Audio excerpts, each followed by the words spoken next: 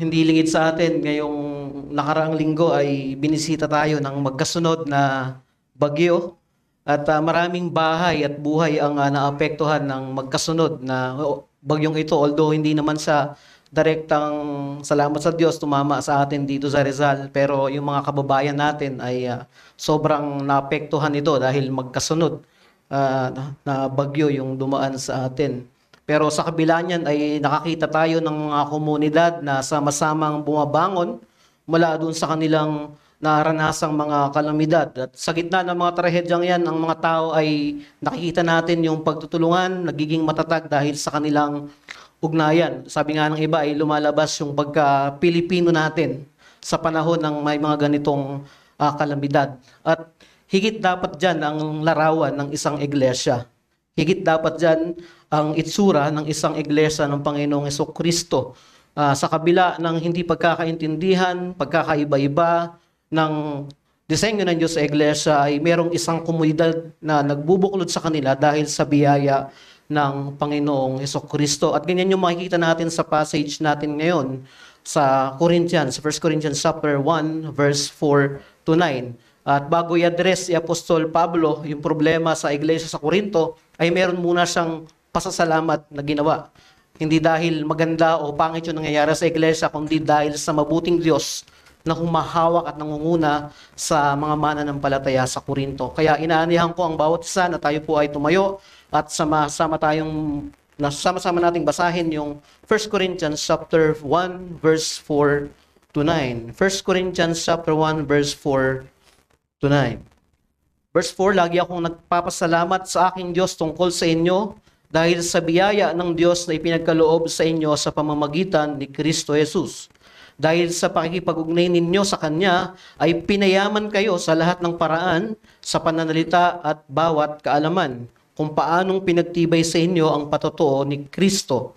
Kaya't hindi kayo nagkukulang sa anumang espiritual na kaloob habang inyong hinihintay na maipahayag ang ating Panginoong Hesukristo.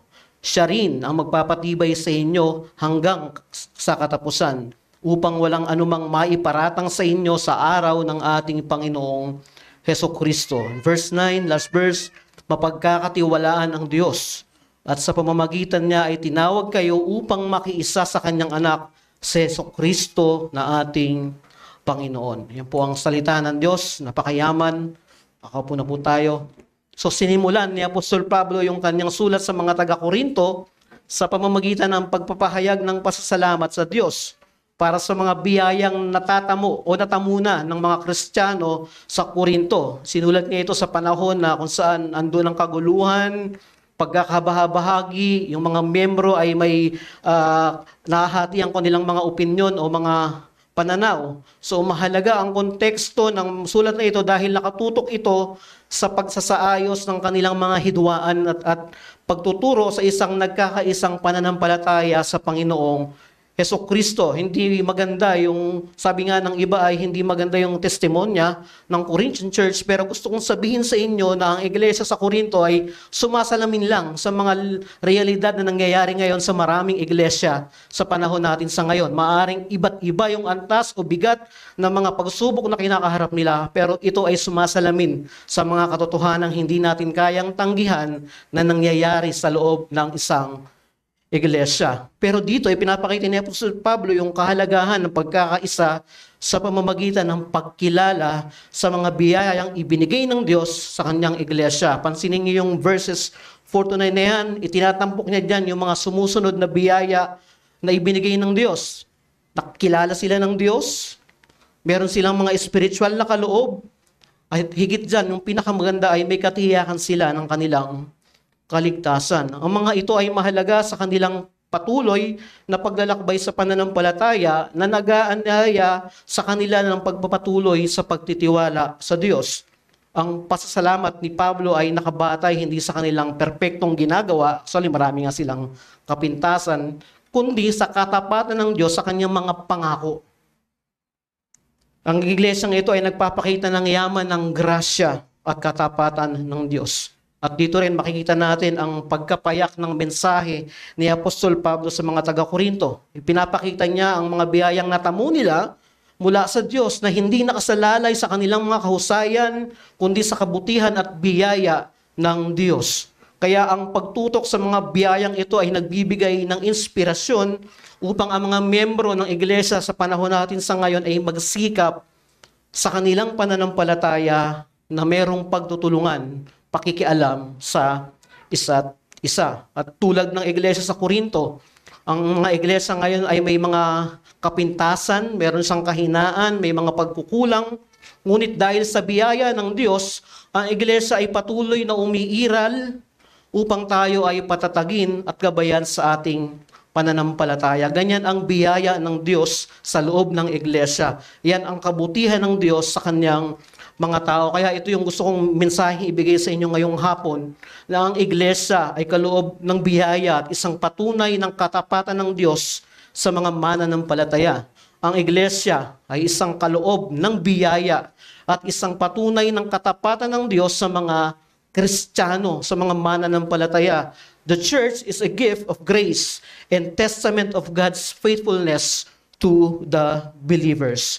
Ang iglesia sa kasaysayan at hanggang sa kasulukuyan ay isang patotoo ng walang hanggang biyaya ng Diyos na nagbibigay sa atin ng pananalig at katiyakan na tayo ay sasamahan niya hanggang sa muling pagbabalik ng kanyang bugtong na anak. At alam niyo ba, sa pamamagitan din ng iglesia, mga taong pinagsama-sama ng Diyos sa mga makasalanan, ipinapakita ng Diyos ang kanyang dakilang pangangalaga at katapatan sa kanyang bayan kahit na sila ay punong-puno ng kapintasan, mga pagkukulang, tapat ang Diyos sa kanyang mga pangako. At sa gabay ng tekstong ito ay sisiyasatin natin yung dalawang katotohanan na pwede nating pag-usapan ngayong hapon na ito. Una, ang biyaya ng Diyos sa ating iglesia, at pangalawa ay ang katapatan ng Diyos sa ating pananampalataya. Ang biyaya ng Diyos sa ating iglesia at ang katapatan ng Diyos sa ating pananampalataya. Dalawang biyaya ng Diyos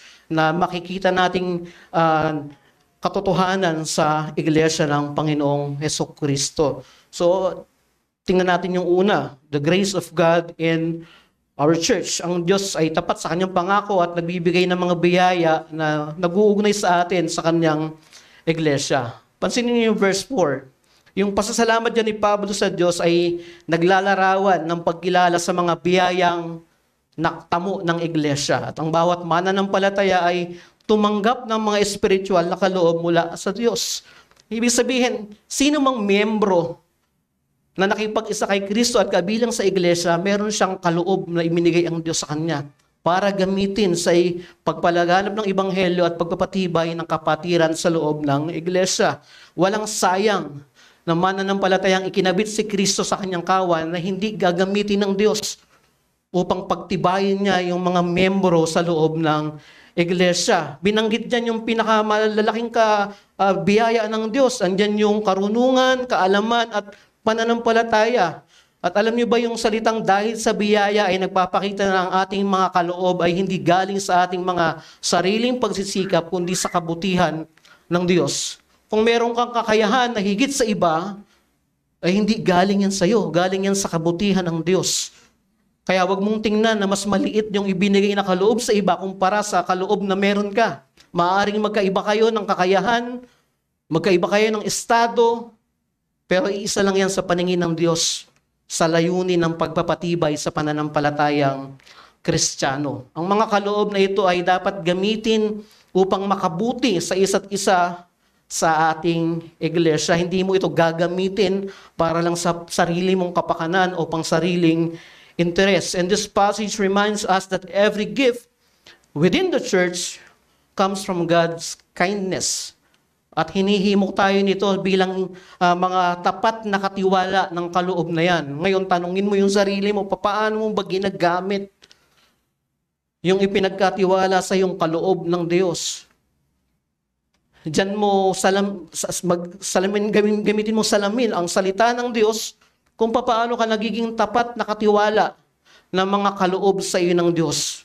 Ito ba ay nakakaambag sa iglesia para sa pagpapatibay ng isa't isa o ginagamit mo ito para lang sa sarili mong interes o kapakanan na hindi naman dinisenyo ng Diyos sa loob ng iglesia? Mahalaga na alalahanin natin ang mga biyayang ito. hindi para sa ating sariling kapakanan lamang, kundi upang tayo maglingkod at magpatuloy sa paglago at pagpapatibay ng iglesia. Alam natin, ang iglesia sa panahon natin ngayon ay humaharap sa iba't ibang anyo ng mga pagsubok, iba't iba ng antas at bigat, at ito yung kinakailangan natin na makita ang isa't isa na nagpapatibay sa pananampalataya. Yung salitang binanggit dyan na nag-uugnay ay nagsisilbing paalala na dapat tayong maging mas aktibo sa mga gawain ng iglesia at maging daan sa pagpapalaganap ng ibanghelyo.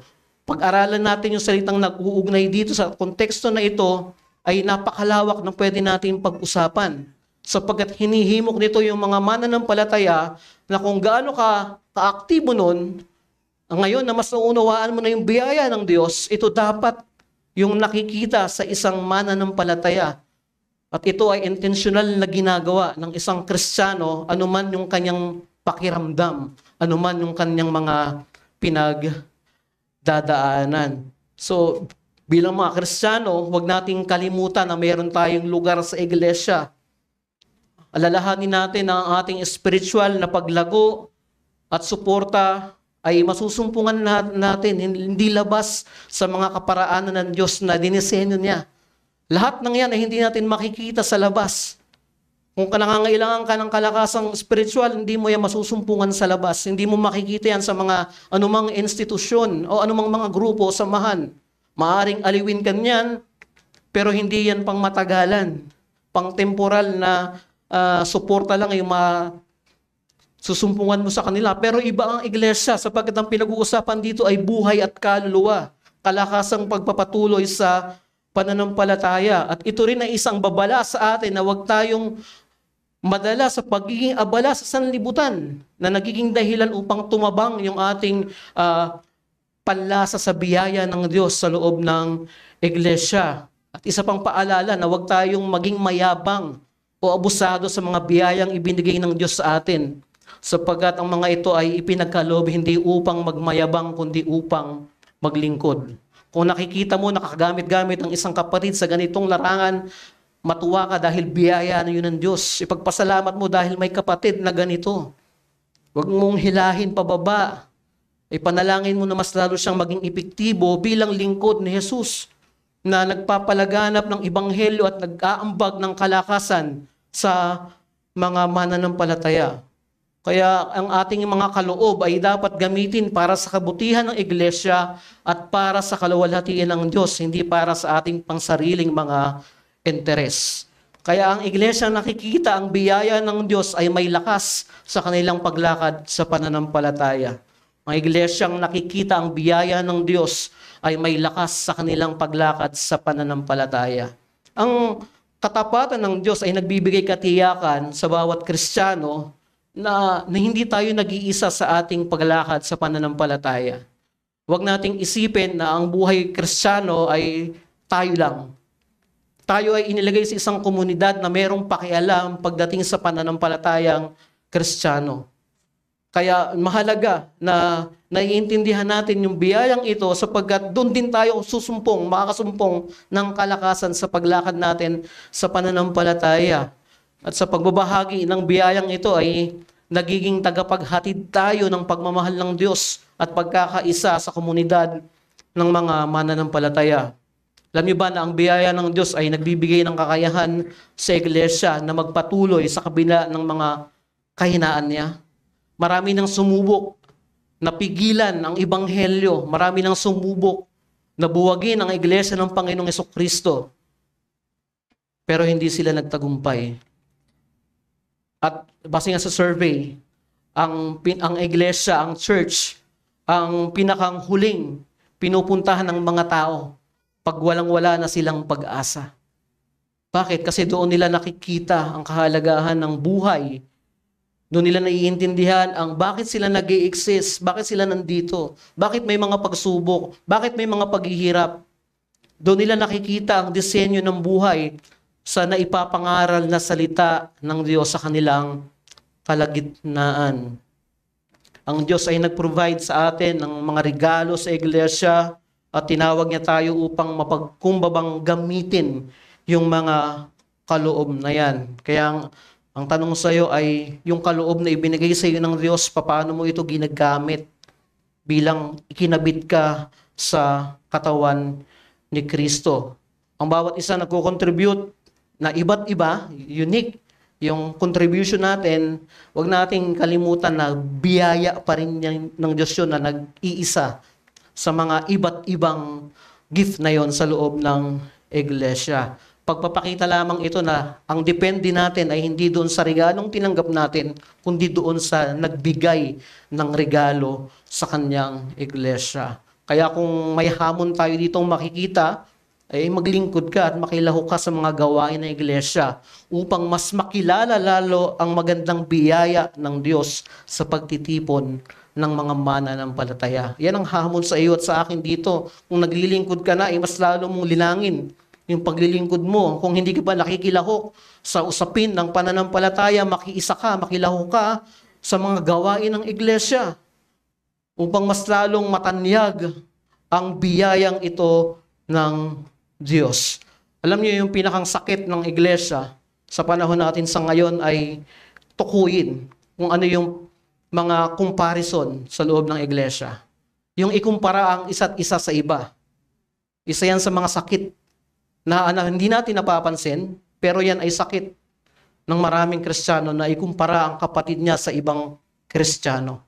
Instead na ipagpasalamat niya na meron siyang kapatid na ganito, ikinukumpara niya sa iba. At ang masakit, pinag-uusapan na nakatalikod yung mga taong ito na wala namang ginagawang masama sa kanila.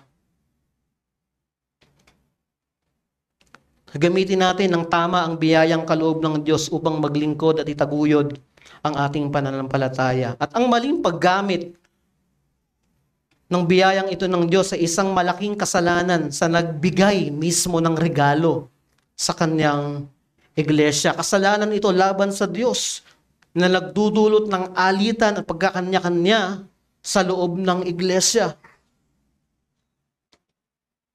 Ngayon ay PBA Finals, Governor's Cup.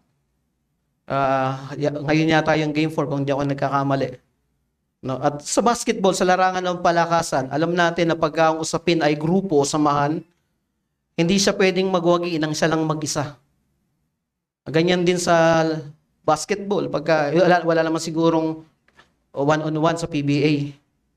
No, hindi naman pwedeng isa laban sa 5. So mayroon silang samahan, may grupo sila na nagpapalakasan na kahit natatalo yung kanilang kupunan, ay nandoon sila sa likod ng bawat isa sa kanila at pinalalakas yung isa't isa. Ganyan din tayo dapat bilang mga mananampalataya.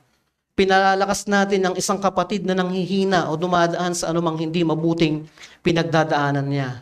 Ganito tayo dapat tumitingin bilang mga taong binabaan ng biyaya ng Diyos. Tingnan natin yung ating mga kapatid bilang pagkakataon na makapaglingkod sa kanila sa mga paraan, sa mga means na available at pwede nating gawin. Huwag nating limitahan yung tungkulin natin bilang mga mananampalataya sa isa't isa. Pagpapakita ito ng isang biyayang bumabago sa isang taong nakipag-isa sa Panginoong Hesukristo. Alam niyo ba si John Newton, kilala natin siya bilang isang manunulat ng awiting Amazing Grace. At yung kanyang biyayang nasumpungan ay kanyang inilahad doon sa awitin niyang Amazing Grace. Isang dating alipin na nakasumpong ng biyaya ng Diyos na ngayon ay naipahayag niya sa pamamagitan ng kanyang isang awit na madalas din ay inaawit natin, nakita niya na ang kamanghamanghang biyaya ng Diyos. Kaya nasabi niyang amazing grace. Ganyan kaganda ang biyaya ng Diyos once na na-appreciate natin, nakita natin kung papaano ang biyaya ng Diyos ay kumikilos sa kalagitnaan ng kanyang mga mananampalataya. At kaya kung meron akong apela sa inyo ay tanggapin natin ang biyaya ng Diyos at hayaan natin itong baguhin yung ating mga puso. Ipanalangin natin yung mga puso nating lumalaban at nagmamatigas. Ipailalim natin ito sa katotohanan ng mga salita ni Kristo. Ito dapat yung ating gawin bilang mga kabilang na, kaanib na sa iglesia, mas lalo nating linangin, hubugin yung biyayang tinatanggap natin sa pamamagitan ng pagsasama-sama natin tuwing tayo ay sumasamba sa Diyos. Yan ang biyaya ng Diyos sa iglesia. At bukod sa biyaya ng Diyos, ay ang katapatan ng Diyos sa ating pananampalataya. Yan yung pangalawang bagay na makikita natin, ang katapatan ng Diyos sa ating pananampalataya. Ang katapatan ng Diyos ay nagpapanatili sa ating pananampalataya sa kabila ng ating mga kapintasan, sa kabila ng ating mga kahinaan. Sa verse 9, pansinin niyo, malinaw dyan yung pangako ng Diyos na pananatilihin niya ang mga mananampalataya hanggang sa katapusan. Napakagandang pag-asa niyan sa isang Kristiyano na bagamat siya ay hindi perpekto, siya ay nahuhulog, siya ay nagkakamali, ay malinaw ang pangako ng Diyos na siya yung magdadala hanggang sa huli. Pero hindi ito lisensya. So kung linawin na hindi lisensya ang tekstong ito, para magpatuloy tayo sa pagkakasala dahil nangako naman ng Diyos. Hinihimok ni Apostol Pablo ang mga taga-Korinto na magpatuloy sa kabanalan sa kabila ng kanilang mga kapintasan. Hinihimok niya sila na magpatuloy sa pananampalatayang Kristiyano sa kabila ng kanilang mga kapintasan. At hindi ito lisensya para gamitin na tapat naman ng Diyos kaya okay lang na ako ay magkasala. Alam niyo yung salitang katapatan ng Diyos sa isang pundasyong hindi natitinag. At ang bawat mananampalataya ay maaaring magtiwala sa kanyang mga pangako dahil ang Diyos kailanman ay hindi nagbabago. May mga inaalok ang mundo na klase ng pagtitiwala o katapatan. Inaalok niya ang mga maraming tao na pag dito mo inilagak ang iyong pagtitiwala ay mararanasan mo ang katapatan namin. Pero iba ang inaalok na katapatan ng Diyos. Ibang katapatan yung masusumpungan natin sa Ebanghelyo ng Panginoong Jesucristo. Ang salitang tapat dito ay tumutukoy sa walang hanggang kasiguraduhan na ang Diyos ay laging tutupad sa kanyang mga pangako sa mga mananampalataya. At yan ang dahilan kung bakit ang ating pananampalataya ay patuloy na pinatitibay. Hindi niyo napapansin, kahit na anong nangyayari sa atin, sa biyaya ng Diyos, nandito pa rin tayo. Kasi kung hindi tapat ang Diyos, wala ka dito ngayong hapon. Kung hindi tapat ang Diyos, wala ka rito sa pagtitipon na ito. At kung hindi tapat ang Diyos, wala kang maririnig na ebanghelyo ni Kristo. Ganyan ang katapatan ng Diyos. Kaya ang pagiging kampante sa sariling kakayahan ay maaaring maglayo sa atin mula sa Diyos. Huwag tayong maging kampante na parang okay na lang ako, okay na ang lahat.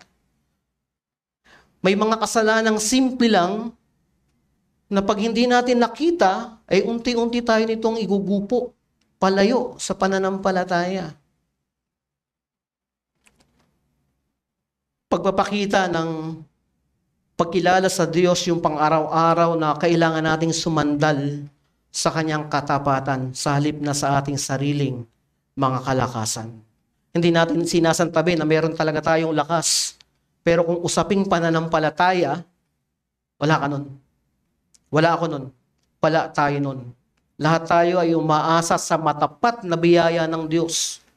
Ikaw at ako, lahat ng tumatayo sa pulpito, kahit saan mang iglesia, lahat yun ay umaasa dahil sa biyaya ng Diyos sa kanila. Kaya dito, inilalarawan ni Apostol Pablo ang katapatan ng Diyos sa kabila ng mga kasalanan at kapintasan ng mga taga-Corinthians. Hindi binawi ng Diyos yung kanyang mga biyaya. Hindi niya tinanggal yung mga gifts na yon. Sa halip ay patuloy niya silang inaanyayahan sa kabanalan at pagbabalik loob. At ganyan din yan sa atin. Ipinapakita nito na ang katapatan ng Diyos ay hindi nababatay sa ating kakulangan, kundi sa kanyang walang hanggang pag-ibig na tinubos ni Kristo ng kanyang dugo.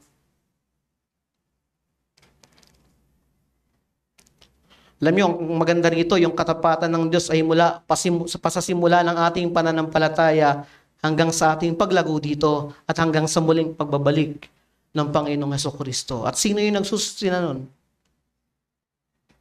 ang Diyos din. Siya pa rin yung nagpapanatili sa bawat mananampalataya. Kaya huwag mong isipin na malakas ako ngayon. Ipagpasalamat mo yan dahil yan sa mabuting biyaya at katapatan ng Diyos na nararanasan mo. At kung malakas ka ngayon, maging kalakasan ka dun sa mga nanghihina. Makasumpong sila ng pag-asa mula sa biyayang nararanasan mo. Kaya ang katapatan ng Diyos ang nagbibigay sa atin ng katiyakan at patnubay sa gitna ng ating mga hinaharap na mga pagsubok. Ang katapatan ng Diyos ay nakabatay sa kanyang sariling kalikasan. Hindi doon sa ating nagbabagong mga pakiramdam. At ang kasiguraduhan natin bilang mga mananampalataya ay hindi nakabase yan sa mood natin. Okay ako ngayon, sa susunod hindi na. Batayan sa kanyang mga binitawang pangako na nakasulat sa Ebanghelyo. Pero gusto ko kayong bigyan ng babala na huwag nating abusuhin ang katapatan ng Diyos. Sa halip ay maging inspirasyon ito upang lalo tayong sumunod kay Kristo. Huwag mong abusuhin ang katapatan ng Diyos. Masakit na salita ang pag-abuso sa katapatan ng Diyos dahil siguro iniisip natin na hindi naman kumikilos ang Diyos. Pero baka magulat na lang tayo sa bandang huli. Pinababayaan na pala tayo ng Diyos sa ganyang estado. At sa bandang huli ay paghatol ng Diyos yung ating haharapin. So wag nating gawing dahilan ang katapatan ng Diyos para maging kampante tayo sa kasalanan. Kundi magsumikap tayo sa kabanalan araw-araw kahit na ito ay mahirap, kahit na ito ay may pagluhod, pag-iyak. Ito yung dapat nating gawin. Dito tayo magsumikap na sa may usapin ng pagpapabanal sa atin bilang isang iglesia. Huwag tayong maging kampante na parang okay lang na tayo ay nandoon sa paglalangoy sa kasalanan. Kaya ang hamon ko sa inyo ngayong hapon ay ipagdiwang natin ang katapatan ng Diyos na hindi nagbabago sa ating iglesia. This is Lord's Day. At ito yung dapat sa mga sineselebrate natin. Pinagdiriwang natin dahil tapat ang Diyos na meron na namang isang linggong nagdaan at nandito tayo ngayon na magkakasamang nagpapatibay sa isa't isa. At sa kabila niyan, hindi natin nakikita na ang Diyos ay parang walang ginagawa, kundi tapat siya na nagpapanatili sa bawat miyembro ng kanyang iglesia. At mahalagang alalahanin natin na ang ating pagtugon sa katapatan ng Diyos ay dapat may pananampalataya at pagsunod. Kung kinikilala mo ang katapatan ng Diyos at ikaw ay tutugon dito, tumugon ka ng may pananampalataya at pagsunod sa Kanya. Huwag kang maging Kristiyano sa pangalan lang. Huwag kang maging doon lang sa estado na sapat ka ng kabilang sa isang lokal na iglesia. Maging bahagi ka ng pagpapatibay dahil nakikita mong biyaya ng Diyos ay nananalitay sa iyo at nakikinaranasan mo yung katapatan na yan ng Diyos. Si John Bunyan ay isang author ng pamilyar na libro sa atin ng Pilgrim's Progress. Pero alam niyo ba yung kanyang pinagdaanan, siya ay nakulong dahil sa kanyang pananampalataya sa Panginoong Hesus. Pero walang na-record na kailanman sinabi niya na hindi tapat ang Diyos. Hindi siya nagreklamo na hindi tapat ang Diyos. Bakit ganito yung nangyayari sa akin? Na sa kabila ng tapat naman ako sa Kanya, ito yung igaganti sa akin ng Diyos. Kundi ginamit niya yung pagkakataon na yon para mas maipahayag niya ang katapatan ng Diyos. Makikita natin na natanikala si John Bunyan, pero hindi natanikala ang Ebanghelyo. Natanikala si John Bunyan bilang isang mangangaral, pero yung kanyang ipinapangaral ay hindi natanikala. Bakit? Dahil tapat yung Diyos na pinaglilingkuran niya. Tapat ang Diyos ng mga mananampalataya. Tapat ang Diyos ng mga tao sa Bagong Tipan. Tapat ang Diyos sa mga Kristiyano sa Korinto. At tapat ang Diyos na pinaglilingkuran natin bilang isang iglesia. Kaya patuloy nating linangin yung ating pagtitiwala sa katapatan ng Diyos. Huwag kang magduda. Kung nagdududa ka sa katapatan ng Diyos, balikan mo. Balikan mo yung ginawang pagliligtas sa iyo ni Jesus. Sariwain mo yung mga mabubuting bagay na ginawa ni Jesus sa iyo. Kung nagdududo ka sa katapatan ng Diyos, marami sa kasaysayan ang nagpatunay na kailanman ang Diyos ay walang ginawang hindi mabuti sa kanila. Kaya kung meron kang dapat pagdudahan, hindi ang Diyos yun. Pagdudahan mo yung sarili mo bilang isang makasalanan. Ang iglesia is more than a gathering. It is God's provision for our journey, our support, and our assurance. At bilang mga mananampalataya, ang ating lakas at pagkatiyaga ay nagmumula sa komunidad ng mga pinatawad at hinirang ng Diyos. Ito ang kanlungan ng biyaya at ang katiyakan ng kanyang pagtawag sa atin hanggang sa muling pagbabalik ng ating Panginoong Hesukristo. At sa pagtatapos natin, naway magpatuloy tayo sa biyaya ng Diyos sa kanyang iglesia, sa ARBC, tumibay tayo sa pananampalataya at ipagpasalamat yung kanyang walang hanggang pag-ibig at biyaya na nararanasan natin bilang mga magkakapatid sa iglesia. At kung ikaw ay wala pa sa Panginoong Hesukristo, ito yung iglesia na dinisenyo ni Kristo, na kung saan yung mga makasalanang katulad ko at katulad mo ay kaya niyang ikabit sa isang iglesyang hindi perpekto pero tapat niyang pinangungunahan. Kaya kung wala ka pa sa Panginoong Hesus, gusto kong hamunin ka ngayon na ilagak mo yung pagtitiwala mo sa hindi lang nagliligtas ng iglesia, kundi sa nagliligtas ng isang makasalanan. Manalangin tayo. Maraming Diyos, maraming salamat sa biyayang kaloob niyo sa iglesia. Maraming salamat din po sa hindi matatawarang katapatan nyo sa amin bilang iglesia.